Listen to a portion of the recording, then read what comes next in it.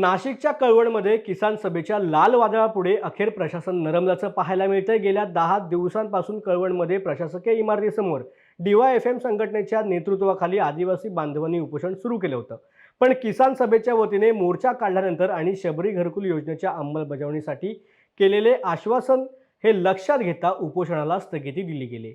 पण 10 दिवसांपासून सुरू असलेल्या उपोषणाची दखल घेतली जात नसल्यामुळे आंदोलनाला पाठिंबा देण्यासाठी त्याचबरोबर कांद्यावरील निर्यात बंदी उठवावी आणि कांद्याला हमीभाव द्यावा अशा विविध प्रलंबित मागण्यांसाठी किसान सभेच्या वतीने माजी आमदार JP गावित यांच्या नेतृत्वाखाली कळवणपासून 5 किलोमीटर पायी मोर्चा काढून प्रशासकीय कार्यावरती धडक देत प्रशासनाला धारेवर धरलं गेलं। यावेळेला हजारो आदिवासी बांधव मोर्चामध्ये सहभागी झाले होते। त्यांनी प्रशासनाच्या विरोधात जोरदार घोषणाबाजी देखील केली।